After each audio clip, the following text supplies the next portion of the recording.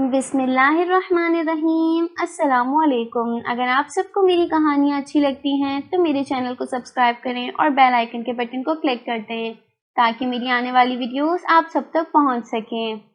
میں 25 سال کی ہونے والی تھی مگر میری شادی نہیں ہو رہی تھی۔ جب بھی رشتے والے آتے میرے وزن کو دیکھ کر مجھے ریجیکٹ کر جاتے۔ ایک دن میرے گھر کے باہر ایک فقیر آیا۔ اس نے ایک چادر دے کر کہا، اس چادر کو ایک تنہا اور تاریک کمرے میں فقط 3 راتوں کے لیے اوڑھ کر سو جاؤ گی تو میری کرامت دیکھنا، تمہاری فوراً شادی ہو جائے گی۔ میں نے خوشی خوشی سے چادر لے لی، لیکن میں جب بھی وہ چادر اوڑھتی مجھے عجیب سے محسوس ہوتا۔ تیسری صبح جب آنکھ کھلی تو جان نکل گئی، کیونکہ میں مہمانوں کے سامنے جانے کے لیے تیار ہو رہی تھی جب مجھے احساس ہوا کہ کوئی مجھے گھور رہا ہے۔ میں نے جلدی سے ادھر ادھر دیکھا تو مجھے کوئی بھی نظر نہ آیا۔ میں پھر سے مگن ہو گئی، لیکن مجھے مسلسل احساس ہوتا رہا کہ میری ایک ایک حرکت پر نظر رکھے ہوئے ہے کوئی۔ اس بار میں آگے بڑھی اور اپنے کمرے کی کھڑکی کے سامنے کھڑی ہو گئی۔ مجھے 2 سائے سے نظر آئے تھے، مجھے دیکھ کر فوراً وہاں سے بھاگ کھڑے ہوئے تھے۔ میرے پورے وجود میں سنسنی کی لہر دوڑ رہی تھی۔ عجیب قسم کے خوف نے مجھے اپنے حصار میں لے لیا تھا۔ آخر کون تھا جو چوری چھپے مجھ پر نظر رکھے ہوئے تھا؟ میں ابھی یہ سوچ ہی رہی تھی کہ کام والی رشیدہ مجھے بلانے آ گئی تھی۔ میں رشیدہ سے پوچھنے لگی تھی کہ تم نے کسی کو میری کھڑکی کے سامنے دیکھا؟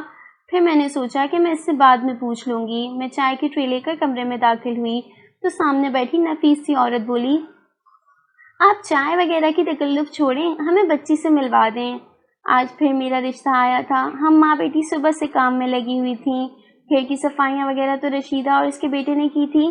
چائے کے لیے لوازمات وغیرہ ہم ماں بیٹی نے مل کر تیار کیے تھے۔ اب جب میں چائے لے کے کمرے میں داخل ہو ہی چکی تھی تو اس عورت کے سوال نے مجھے پریشان کر دیا تھا۔ امی نے بھی سہم کر مجھے دیکھا اور کہا، یہ نازلی ہے، میری بچی۔ عورت کی آنکھیں پھیل گئی تھی۔ وہ بولی، ہم نے تو سنا ہے کہ آپ کی بچی 25 سال کی ہے، مگر یہ تو کسی طور پر بھی اتنی کم عمر نہیں لگ رہی۔ میرا دل سوکھچیوں میں بٹ گیا تھا۔ میں چائے کی ٹرے رکھ کر باہر نکل گئی تھی۔ امی بولی، عمر تو 25 سال ہی ہے مگر ذرا سا موٹاپا ہے اس وجہ سے۔ وہ عورت بولی، بہن آج کل تو اتنی جدید مشینیں آئی ہوئی ہیں، اپنی بچی کو کہیں کہ ورزش کرے، ڈائٹنگ کر لیا کرے، اس موٹاپے کے ساتھ تو اسے کوئی بھی اپنی بہو بنانے پر راضی نہیں ہوگا۔ میں اس عورت کا جواب سمجھ گئی تھی، اس لیے میں نے سب کچھ چھوڑ چھاڑ کر چھت پر آ کر بیٹھ گئی۔ آنسو خود بخود میری آنکھوں سے بہنے لگے تھے۔ ریجیکشن بہت بڑی اذیت ہے، یہ انسان کو اندر ہی اندر ختم کرتی رہتی ہے۔ کیسا لگتا ہے جب کوئی انسان آپ کو مسترد کر جائے، وہ آپ کو ٹھکرا کر چلا جائے۔ پہلے پہل تو لگتا ہے کہ ہمیں ٹھکرانے والے کا دماغ ہی خراب ہے، ہم اس کے معیار کے ہی نہیں، دوسرے انسان کا ذوق ہی نہیں کہ ہمیں پسند کر لے۔ مگر پھر یہ دھتکار جب بڑھتی جاتی ہے تو دل و دماغ میں دراریں سی پیدا ہونے لگتی ہیں۔ آہستہ آہستہ ہمارا دل ہر چیز سے اچاٹ ہو جاتا ہے، اپنے وجود سے گھن آنے لگتی ہے، آئینہ بھی برا لگنے لگتا ہے۔ میرے موٹاپے کی وجہ سے ہر رشتہ مجھے دھتکار کر چلا جاتا تھا۔ میں اپنی ریجیکشن کا غم منا ہی رہی تھی جب مجھے ایک بار پھر سے احساس ہوا جیسے کوئی مجھے گھور رہا ہے۔ میں جلدی سے اٹھ کھڑی ہوئی تھی۔ میں نے اپنی چاروں اور نگاہ دوڑائی تھی جب مجھے لان میں لگے درختوں میں سرسراہٹ ہوتی محسوس ہوئی تھی۔ وہ جو کوئی بھی تھا ادھر ہی تھا۔ تبھی میری نظر سرونٹ کوارٹر سے نکلتی رشیدہ پر پڑی تھی۔ میں نے اسے آواز دی اور کہا کہ وہ درختوں کے پیچھے دیکھے کہ ادھر کون ہے۔ اس نے نظر دوڑائی مگر اسے بھی وہاں کوئی نظر نہیں آیا۔ ایسا پہلی بار نہیں ہو رہا تھا، اکثر مجھے لگتا تھا کہ مجھے کوئی گھور رہا ہے مگر پھر میں نظر انداز کر دیتی تھی۔ لیکن اب یہ سب بہت بڑھنے لگا تھا۔ میں آہستہ آہستہ ذہنی مریضہ بنتی جا رہی تھی، ایک طرف یہ سایہ اور دوسری طرف موٹاپے کی اذیت۔ میں شروع سے اتنی موٹی نہیں تھی، بلکہ میں تو دبلی پتلی سی لڑکی تھی، جس طرح کی 15-16 سال کی لڑکیاں عام طور پر ہوتی ہیں۔ لیکن میرے گھر والوں کو مجھے موٹا کرنے کی پڑی رہتی تھی۔ امی میرے دبلے پتلے پن سے پریشان رہتی تھیں، جبکہ مجھے زمانوں کی باتوں سے کوئی فرق نہیں پڑتا تھا۔ میں خود کو کسی بھی قسم کے احساس کمتری میں مبتلا نہیں کرتی تھی۔ پھر جوں عمر بڑھتی رہی میرا جسم بھی بڑھنے لگا تھا۔ حسین تو شروع سے ہی تھی میں، اب گال بھر گئے تھے تو حسن کو 4 چاند لگ گئے تھے۔ ہر جانب میری اور میرے حسن کی دھوم رہتی تھی، ہر کوئی میری طرح بننا چاہتا تھا۔ امی میری نظر اتارتی نہ تھکتی تھیں، مگر پھر بھی نہ جانے کس کی بری نظر لگ گئی مجھے۔ میں بیمار رہنے لگی تھی، ہر وقت جسم میں درد رہتا تھا۔ ایک دن میں کالج میں چکرا کر گر گئی تھی، مجھے فوراً ہسپتال لے کر جایا گیا تھا۔ ڈاکٹرز نے یہی کہا تھا کہ مجھ میں طاقت کی کمی ہے، اس وجہ سے انہوں نے مجھے ڈرپس لگانے کو کہا تھا۔ نہ جانے کس چیز کی ڈرپس مجھے پورا ہفتہ لگتی رہی تھی، میرا جسم پھول گیا تھا۔ ڈاکٹر نے کہا تھا کہ یہ سب وقتی طور پر ہوا ہے، کچھ ہی دنوں میں سوزش اتر جائے گی، مگر سوزش اترنے کی بجائے مزید چڑھنے لگی تھی۔ یوں ڈرپس کے غلط ریئیکشن کی وجہ سے میرا جسم پھول گیا تھا، میرا چہرہ بہت بڑا ہو گیا تھا، وزن میں اس قدر اضافہ ہو گیا تھا کہ میں کم عمر لگتی ہی نہیں تھی، عورت لگنے لگی تھی۔ اب میرے گھر والوں کو میری فکر لاحق ہو گئی تھی، مجھے بھی موٹاپے سے شدید نفرت تھی، میں سارا دن روتی رہتی تھی۔ میری امی مجھے دلاسا دیتی مگر میں ہر وقت اداس رہنے لگی تھی۔ کالج جاتی تو لڑکیاں میرا مذاق اڑاتی اور مجھے آنٹی آنٹی کہہ کر تنگ کرتی تھیں۔ میں نے کالج چھوڑنے کا ارادہ کر لیا تھا مگر میرے ابو سخت ناراض ہوئے تھے، انہوں نے مجھے اس بے وقوفی سے منع کر دیا تھا۔ خیر جیسے تیسے میں نے کالج ختم کر دیا اور گھر بیٹھ کر اچھے سے رشتے کا انتظار کرنے لگی تھی، لیکن یہاں بھی موٹاپا میری راہ کی دیوار بن گیا تھا۔ جو بھی رشتہ آتا وہ میرے موٹاپے کے باعث مجھے ٹھکرا جاتا اور مجھ سے چھوٹی بہنوں کو پسند کر کے چلا جاتا، لیکن ابو کی بھی ضد تھی، وہ چاہتے تھے کہ سب سے پہلے میری ہی شادی ہو۔ ادھر ہمارے خاندان میں مجھ سے چھوٹی سبھی لڑکیوں کی شادیاں ہو چکی تھیں، جبکہ میں دھرتی کا بوجھ ابھی تک اپنے والدین کے کندھوں کا بوجھ بنی بیٹھی تھی، لیکن میں کر بھی کیا سکتی تھی، رونے پیٹنے کے علاوہ میرے ہاتھ میں تھا ہی کیا۔ شام ہو چکی تھی، سب پرندے اپنے آشیانوں کو لوٹ چکے تھے، میں لان میں آ کر چہل قدمی کرنے لگی تھی جب مجھے ہمارے گیٹ پر دستک ہوئی۔ پھر صدا آئی ہے کوئی جو اللہ کے نام پر میری مدد کرے کہ اپنے من کی ہر مراد پوری کر لے۔ مجھے فقیر کی آواز سنائی دی تھی، میں جلدی سے گیٹ کی جانب بڑھی تھی، سامنے ہی ایک فقیر بیٹھا تھا جس نے سر تا پیر خود کو چادر سے چھپا رکھا تھا۔ میں بولی، بابا تمہیں کیا چاہیے؟ وہ فقیر اپنی روبدار آواز میں بولا، جو مجھے چاہیے وہ انسان دے نہیں سکتا، لیکن تجھے جو چاہیے وہ میں تیرے ماتھے پر لکھی تحریر کو دیکھ کر پڑھ سکتا ہوں۔ میں بڑی حیران ہوئی، میں نے چیلنج کرتے ہوئے کہا، تو مجھے بتائیے کہ مجھے کیا چاہیے؟ اس فقیر نے اپنے پہلو میں پڑی چادر اٹھا کر میری جانب بڑھا دی اور بولا، اس چادر کو ایک تنہا اور تاریک کمرے میں فقط 3 راتوں کے لیے اوڑھ کر سو جاؤ گی تو میری کرامت دیکھنا، تمہاری فوراً شادی ہو جائے گی۔ میں تو شادی کا ذکر سن کر ہی ششتر رہ گئی تھی۔ یقیناً وہ فقیر بڑا پہنچا ہوا تھا، اس نے ٹھیک میرے پریشانی کے بارے میں بتا دیا تھا۔ میں نے جلدی سے ہانپتے ہاتھوں سے وہ چادر تھام لی تھی، تبھی میری امی دروازے پر آ گئی، وہ مجھے دیکھ کر ٹھٹک گئی تھیں۔ وہ بولی، تم ادھر کھڑی کیا کر رہی ہو؟ میں نے امی کو کہا، امی بابا جی نے مجھے چادر دی ہے۔ امی نے جلدی سے گیٹ سے سر باہر نکال کر دیکھا تو فقیر ادھر ہی بیٹھا تھا۔ اس فقیر نے مجھے نہ جانے کیا اشارہ کیا اور کہا، یہ چادر لے کر جاؤ، اپنے کمرے میں رکھ دو، پیچھے مڑ کر مت دیکھ۔ دونوں ہاتھوں سے وہ چادر تھام لی اور خود اپنے کمرے میں داخل ہو گئی تھی۔ تھوڑی دیر بعد ہی میری امی میرے کمرے میں داخل ہوئی، وہ بڑی خوش لگ رہی تھی۔ وہ بولی، نازلی بابا جی نے مجھے کہا ہے کہ آج سے ٹھیک 3 دن بعد سب سے پہلے تمہارا جو بھی رشتہ آیا اسے قبول کر لینے سے گھر میں برکت اور خیر ہوگی، مگر اس رشتے کو انکار کرنے سے ہم سے سب کچھ چھین لیا جائے گا، ہم سڑک پر آ جائیں گے۔ میں پریشان ہو گئی تھی، لیکن امی نے مجھے حوصلہ دیا اور خاص تاکید کی کہ رات کے وقت یہ چادر لازمی اوڑھ لینا۔ امی کے جانے کے بعد میں نے اس چادر کو کھول کر دیکھا، وہ سیاہ رنگ کی گرم چادر تھی۔ رات ہوئی تو میں نے اپنے کمرے کی ہر بتی بجھا دی۔ میرا کمرہ اس قدر تاریک ہو چکا تھا کہ ہاتھ کو ہاتھ سجھائی نہ دیتا تھا۔ مجھے ڈر بھی لگا، مگر شادی کا سوچ کر میں نے وہ چادر اوڑھنے کی ہمت کر ہی لی تھی۔ میں نے جیسے ہی وہ چادر اوڑھی مجھے عجیب سی چبھن ہونے لگی تھی، جی چاہتا تھا کہ ابھی اس چادر کو اتار پھینکوں، مگر میں نے ایسا ہرگز نہیں کیا۔ ساری رات کانٹوں پر لوٹتے ہوئے گزری تھی۔ صبح امی نے مجھ سے پوچھا کہ تم نے چادر اوڑھی تھی یا نہیں۔ میں نے اس بات میں سر ہلا دیا تھا، میں شدید تھکی ہوئی تھی، پھر نیند کا بھی غلبہ تھا۔ میری چھوٹی بہن نے کہا، باجی آپ جا کر آرام کر لو، میں امی کا ہاتھ بٹا دیتی ہوں۔ میں نے اس کا شکریہ ادا کیا اور کمرے میں آ کر لیٹ گئی تھی۔ اس فقیر کے الفاظ بار بار میرے کانوں میں گونج رہے تھے۔ میں اپنی شادی کے تصور پر ہی مسکرا دیتی تھی۔ سب سے زیادہ خوشی مجھے اس بات کی تھی کہ کم از کم لوگوں کے طعنوں سے تو میری جان چھوٹ جائے گی۔ اگلی رات میں نے پھر سے ہر طرف اندھیرا کر لیا تھا اور وہ سیاہ چادر خود پر ڈال دی تھی۔ وہ چادر بڑی عجیب سی تھی، چبھتی ہوئی سی، بے سکون سی کر دینے والی۔ میں ہمت کر کے دوسری رات بھی وہ چادر اوڑھ کر لیٹی رہی تھی۔ صبح ہوئی تو میں ناشتے کی غرض سے کچن میں داخل ہو چکی تھی۔ میری امی نے میرا ماتھا چوم کر مجھے خود سے لپیٹ لیا تھا۔ امی بولی، اب تو تم ہمارے گھر چند دنوں کی مہمان ہو، تم گھر کے کسی کام کو ہاتھ نہیں لگاؤ گی۔ میں مسکرا دی تھی۔ آج کا دن میری زندگی کا یادگار ترین دن ثابت ہوا تھا۔ میری بہنیں مجھ سے مذاق کرتی رہیں، چھیڑ چھاڑ کرتی رہی تھی۔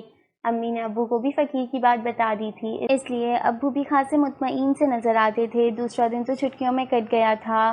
تیسری رات میں نے پھر سے کمرے میں اندھیرا کر کے وہ چادر اوڑھ لی تھی۔ آج کی رات چادر نہ تو مجھے چبھ رہی تھی اور نہ ہی بے سکونی دے رہی تھی۔ مجھے کل کا سوچ سوچ کر عجیب سی خوشی محسوس ہو رہی تھی۔ آنے والے خوشحال دنوں کے بارے میں سوچنے کا احساس ہی نیا تھا۔ لیکن میں یہ نہیں جانتی تھی کہ مجھ جیسے بدقسمت لوگوں کو خوشی راس ہی نہیں آتی۔ مجھے ذرا سی بھی بھنک پڑ جاتی کہ میرے ساتھ کیا ہونے والا ہے تو میں خود کو کہیں چھپا لیتی۔ خیر صبح ہوئی تو میں نے نہا کر نیا لباس پہنا، بال سنوارے، ہلکا پھلکا سا میک اپ کیا تھا۔ میں جانتی تھی کہ کسی پر بھی میرا رشتہ آ سکتا ہے، اس لیے مجھے تیار ہی رہنا چاہیے تھا۔ میں تیار ہو کر کمرے سے باہر نکلی تو ابو نے مجھے ساتھ لپیٹا اور خوب پیار کیا۔ میری بہنیں بھی بڑی خوش تھیں۔ وہ آپس میں یہ طے کر رہی تھیں کہ نازلی باجی کو اپنی شادی پر کس رنگ کا لہنگا پہننا چاہیے۔ پھر ہم سب ناشتے کی ٹیبل پر بیٹھ چکے تھے۔ میرے کان باہر گیٹ کی جانب لگے ہوئے تھے جہاں پر میرا رشتہ آنے والا تھا، لیکن پھر عجیب ہی واقعہ ہو گیا تھا۔ رشیدہ ہم سب کے سامنے ناشتہ لگا کر نیچے زمین پر بیٹھ گئی تھی۔ ابو پریشان ہو گئے تھے۔ وہ بولے، کیا بات ہے رشیدہ، کچھ پریشان سی لگ رہی ہو، تمہاری طبیعت تو ٹھیک ہے نا؟ رشیدہ آنکھوں میں آنسو بھر کر بولی، صاحب چھوٹا منہ بڑی بات، مگر میں کیا کروں؟ کل شب میں نے خواب میں دیکھا کہ میں ایک مزار پر بیٹھی ہوں۔ ایک بزرگ میرے پاس آ کر رک گیا اور بولا، کل صبح تم اپنے نبیل کے لیے نازلی کا رشتہ مانگنے جانا۔ اگر وہ انکار کریں تو وہ نازلی سے سیاہ چادر لے کر کہنا کہ اب تم لوگوں کی زندگی میں چادر جیسی سیاہی گھل جائے گی۔ مگر میں نہیں جانتی کہ کون سی سیاہ چادر اور کیسی سیاہی۔ میں بس اتنا جانتی ہوں کہ میں آپ کے سامنے اپنا دامن پھیلا کر بیٹھی ہوں، مجھے خالی ہاتھ مت لوٹائیے گا۔ رشیدہ کی بات سن کر ہم سبھی سکتے میں آ گئے تھے۔ ابو حیرانی سے کبھی مجھے دیکھتے تو کبھی رشیدہ کو، جبکہ امی اپنے حواس پر قابو پا چکی تھیں۔ وہ بولی، رشیدہ، ہم اپنی نازلی کا رشتہ تمہارے بیٹے نبیل کے ساتھ کرنے پر رضامند ہیں۔ میں نے امی کو بڑی بے یقینی سے دیکھا تھا۔ ابو بھی خاموش ہی رہے تھے۔ میں ایک دم سے اٹھی اور پیر پٹک کے اپنے بیڈ پر اوندے منہ گر گئی۔ نبیل کے ساتھ میرا جوڑ ہی کیا تھا؟ ہمارے کام والی بیوہ رشیدہ کا بیٹا، جو کہ ہمارے باغ کا مالی تھا، میری شادی اس سے آخر کیسے ہو سکتی تھی؟ میں نے مانا کہ بچپن میں ہم دونوں کی آپس میں بہت گہری دوستی تھی، ہم اکٹھے کھیلا کرتے تھے، مگر بچپن کو تو گزرے ہوئے بھی زمانہ بیت گیا تھا۔ میں زاروں قطار رو رہی تھی۔ جب مجھے احساس ہوا کہ کوئی مجھے گھور رہا ہے، میں ایک دم سے چونک گئی تھی۔ میں نے اٹھ کر ادھر ادھر دیکھا تو وہاں کوئی بھی نہیں تھا۔ میں نے اپنے کمرے کی کھڑکی زور سے بند کر دی۔ تبھی ایک اور بار میں پھر سے رونے میں مصروف ہو چکی تھی۔ 4-5 گھنٹے میں یوں ہی روتی رہی تھی۔ کافی دیر کے بعد میرے کمرے کے دروازے پر دستک دے کر میرے امی اور میرے ابو کمرے میں داخل ہو چکے تھے۔ ابو نے میرے سر پر ہاتھ رکھا اور میرے آنسو پوچھ ڈالے تھے۔ ابو بولے، نازلی، اگر تم 55 برس کی بھی ہو جاتی تب بھی میں تمہارے لیے کم پر راضی نہ ہوتا۔ میں دنیا کا چپا چپا جان کے بہترین آدمی کے ساتھ تمہارا رشتہ تھما دیتا، مگر اب میں مجبور ہوں۔ میں کسی اللہ والے کی بد دعا لینا نہیں چاہتا۔ میں نہیں جانتا کہ اس رشتے سے انکار سے ہم پر کیا قیامت ٹوٹے گی، مگر میں صرف اتنا جانتا ہوں کہ میں تم سب سے بہت محبت کرتا ہوں اور کسی بھی صورت تم لوگوں کو گنوانا نہیں چاہتا۔ 3 دن بعد ہم سادگی سے تمہارا نکاح نبیل کے ساتھ کر دیں گے۔ ابو تو کمرے سے نکل گئے تھے، مگر امی بڑی دیر تک میرے پاس بیٹھ کر میری دلجوئی کر رہی تھیں۔ وہ مجھے ہر مشکل سے آگاہ کرتی رہی تھیں کہ میرے انکار کرنے سے کیا کیا برا ہو سکتا ہے۔ 3 دن ہمارے گھر سوگ چلتا رہا۔ میری بہنیں مجھ سے نظر تک نہ ملاتی۔ میں نے بھی خود کو اپنے کمرے تک ہی محدود کر لیا تھا۔ 3 دن کے بعد امی مجھے ایک سرخ رنگ کی شلوار قمیض تھما کر بولی، تیار ہو جاؤ، مولوی صاحب آنے والے ہیں۔ اف، میرے ساتھ کس قدر ظلم ہو رہا تھا۔ لہنگا پہننے کے ارمان دل میں ہی رہ گئے تھے۔ میں نے امی کی ہدایت پر عمل کیا تھا اور تیار ہو کر لاؤنج میں چلی گئی تھی۔ میرا نکاح پڑھایا گیا اور یوں میں اپنے گھر سے رخصت ہو کر اپنے گھر کے سرونٹ کوارٹر میں آ گئی تھی۔ میرا جی چاہ رہا تھا کہ میں پنکھے سے لٹک کر اپنا خاتمہ کر لوں، اپنے موٹاپے کو آگ لگا دوں۔ نہ میں موٹی ہوتی اور نہ ہی میرا رشتہ اپنے گھر کے ملازم سے طے پاتا۔ خیر رشیدہ مجھے نبیل کے کمرے میں بٹھا کر باہر نکل گئی تھی۔ کچھ ہی لمحوں بعد نبیل کمرے میں داخل ہو چکا تھا۔ میں نے گھونگھٹ وغیرہ کرنا ضروری نہیں سمجھا تھا۔ میں نبیل کو ٹکر ٹکر دیکھ رہی تھی۔ وہ تھوڑا پریشان سا ہو گیا تھا۔ میرے پاس بیٹھنے ہی والا تھا جب میں چلائی تھی، رشیدہ نے تمہارا رشتہ فرش پر بیٹھ کر مانگا تھا۔ اس کو تمالکو سے بات کرنے کی بڑی تمیز ہے، لگتا ہے اس نے تمہیں کچھ نہیں سکھایا۔ نبیل مسکرا دیا تھا۔ میں نے اس کے سراپے کو بڑے غور سے دیکھا تھا۔ وہ بہترین لباس پہنے ہوئے تھا۔ وہ بلا شبہ ایک ہینڈسم لڑکا تھا، مگر تھا تو ہمارا ملازم ہی نا۔ وہ میرے روبرو بیٹھ کر بولا، تم میری مالکن نہیں ہو، میں تمہارے باپ کا ملازم ہوں، تمہارا نہیں۔ میں ان سے تنخواہ لیتا ہوں، تم سے نہیں۔ میں اس کی بات سن کر تب گئی تھی۔ میں بولی، واہ، ہمارے ٹکڑوں پر پلنے والے انسان کی تو زبان بڑی لمبی ہو گئی ہے۔ نکل جاؤ اس کمرے سے، تمہیں یہ زیب نہیں دیتا کہ تم مالکن کے ساتھ ایک کمرے میں رہو۔ ایک دم سے نبیل کے ہونٹ سکڑ گئے تھے اور آنکھیں نم ہو گئی تھی۔ وہ بولا، تم تو ایسی ہرگز نہیں تھی، تم بہت بدل گئی ہو۔ نبیل کے جانے کے بعد میں نے اٹھ کر کمرے کو کنڈی لگائی تھی اور آرام سے سونے کے لیے لیٹ گئی تھی۔ صبح ہوئی تو میں اٹھ کر سیدھا اپنے گھر چلی گئی تھی۔ ابو مجھے دیکھ کر حیران رہ گئے تھے۔ میں بولی، ابو ہم نے فقیر کی بات مان لی ہے، میں نے نبیل سے شادی کر لی تھی، اب ہم پر کوئی مصیبت نہیں آئے گی، لیکن اب میں ادھر ہی رہوں گی۔ ابو بولے مجھے تمہارا ہر فیصلہ منظور ہے، مگر امی خاصی پریشان ہو گئی تھیں، وہ ابھی بھی فقیر کی بات یاد کر کے لرز جاتی تھیں۔ امی نے مجھے ہر طرح سے سمجھانے کی کوشش کی تھی کہ میں اتنا بڑا فیصلہ نہ کروں، لیکن میں نے اپنے کان بند کر لیے تھے۔ میری شادی کو 2 ماہ کا عرصہ بیت چکا تھا، اس 2 ماہ میں امی نے مجھے 2000 قسمیں دے دی تھیں کہ میں نبیل کے گھر واپس چلی جاؤں، یہ نہ ہو جائے کہ کہیں ہم تباہ اور برباد ہو جائیں، لیکن میں خاموش ہی رہتی تھی۔ میں اکثر اپنے کمرے کی کھڑکی میں کھڑی ہو کر نبیل کو لان میں کام کرتے ہوئے دیکھتی رہتی تھی۔ وہ کبھی گھاس کاٹ رہا ہوتا تو کبھی پودوں کو پانی دے رہا ہوتا تھا۔ جب میرا دل اس سے زج کرنے کو چاہتا تو میں لان میں چلی جاتی اور کہتی ملازم تو ملازم ہی رہتا ہے، چاہے مالکن سے زبردستی شادی بھی کیوں نہ کر لے۔ نبیل بڑے انداز سے مسکرا دیتا اور کہتا محنت کرنے میں کوئی آر نہیں۔ نبیل کا ایک ایک انداز میرے دل پر پیوست ہوتا تھا۔ کاش وہ ہمارا ملازم نہ ہوتا بلکہ کسی اچھے گھر کا کھاتا پیتا لڑکا ہوتا تو میری کزنس اور سہیلیاں تو اسے دیکھ کر جل ہی جاتی۔ یوں ہی کرتے کرتے 6 ماہ ہو گئے تھے۔ میں کچن میں تھی جب رشیدہ ایک دن میرے ابو کے پاس آئی۔ ابو لاؤنج میں بیٹھے ہوئے تھے۔ رشیدہ بولی مالک ہم آپ کا کام چھوڑ کر یہاں سے جانا چاہتے ہیں۔ نبیل نے کہا کہ بعد نازلی بی بی کے ساتھ محبت کرنے لگا ہے، وہ ان کے عشق میں گھل گھل کر دیوانہ ہوتا جا رہا ہے۔ میں اپنے جوان جہان بیٹے کو اس اذیت میں مبتلا نہیں دیکھ سکتی، اسے اس قدر بخار ہے کہ میں کیا بتاؤں۔ میں رشیدہ کی بات سن کر دنگ رہ گئی تھی، کوئی مجھ سے محبت کیسے کر سکتا ہے، میں تو گوشت کا پہاڑ ہوں، پھر نبیل میرے عشق میں کیسے مبتلا ہو گیا۔ رشیدہ کی بات میرے کانوں میں گونجتی رہی تھی۔ رات ہوئی تو میں سونے کے لیے بستر پر لیٹ گئی، مگر آج نیند میری آنکھوں سے کوسوں دور تھی۔ ایک عجیب قسم کی بے چینی میرے پورے وجود میں سرایت کر گئی تھی۔ میں ایک دم ہی اپنے بستر سے اٹھی اور سب سے نظر بچا کر سرونٹ کوارٹر کی جانب چل دی تھی۔ رشیدہ کے کوارٹر کا دروازہ کھل گیا تھا۔ میں دبے قدموں آگے بڑھتی رہی تھی۔ میں وہاں صرف نبیل کو دیکھنے گئی تھی۔ میں دیکھنا چاہتی تھی کہ جو رشیدہ نے کہا ہے اس میں کتنی صداقت ہے۔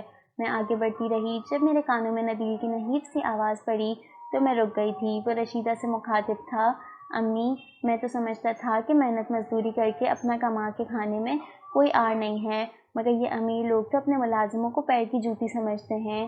امی تم نے مجھے کتنا سمجھایا تھا کہ اتنے اونچے اونچے خواب مت دیکھ، نازلی تجھے کبھی نہیں مل سکتی، مگر میں بھی کیا کرتا، وہ میری بچپن کی محبت تھی، میں اس محبت کو حاصل کرنے کا سوچتا بھی نہ، مگر تو نے کہا کہ نازلی کی والدہ اس کا رشتہ نہیں ہونے دیں گی۔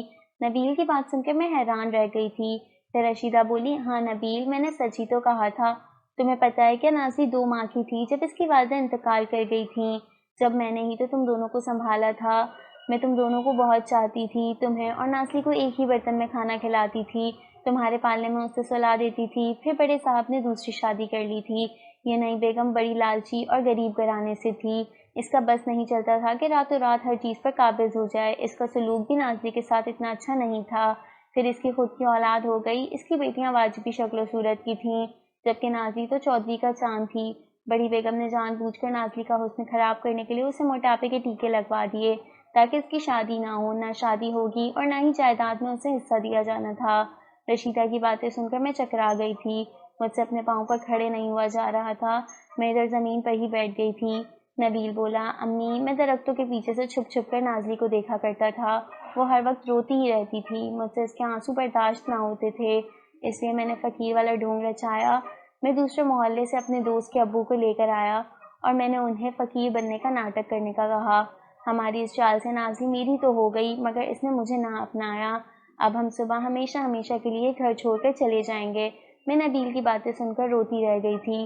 میں بڑی مشکل سے اپنے کمرے تک پہنچی تھی، رات کے 12 بج چکے تھے، میں بری طرح سے رو رہی تھی۔ میں نے ابو کا نمبر ملایا اور انہیں اپنے کمرے میں آنے کا کہا۔ ابو دوڑے چلے آئے تھے، وہ میری آواز سن کر کافی پریشان ہو گئے تھے، میں ان کے سینے سے لگ کر بلک بلک کر روتی رہی تھی۔ پھر میں نے ابو کو ساری داستان سنا دی تھی، ابو نے مجھے تسلی دی کہ وہ سب کچھ خود ہی سنبھال لیں گے۔ صبح ہوئی تو ابو نے امی کو بتایا کہ نازلی اپنے گھر جانا چاہتی ہے، امی بے انتہا خوش ہو گئی تھیں۔ ابو نے نبیل اور رشیدہ کو اپنے گھر بلایا تھا۔ ابو نے نبیل کو کہا نبیل تم تو جانتے ہو کہ میرا کوئی بیٹا نہیں ہے، داماد بھی بیٹوں جیسے ہی ہوتے ہیں، میری تم سے درخواست ہے کہ تم میرا آفس سنبھال لو۔ نبیل حیران تھا، جبکہ میری امی تو بالکل پیلی پڑ چکی تھیں۔ ابو نے زبردستی ہی آفس کے تمام معاملات نبیل کے سپرد کر دیے تھے۔ ابو کی زبردست پلاننگ کے تحت امی کے منہ پر زوردار تماچا لگا تھا۔ امی نے جس جائیداد کی خاطر ساری زندگی مجھے گھر پر بٹھائے رکھنے کا منصوبہ بنایا ہوا تھا، ابو نے وہی جائیداد میرے شوہر کو سونپ دی تھی۔ ظالم کا برا انجام مجھے اندر تک سرشار کر گیا تھا۔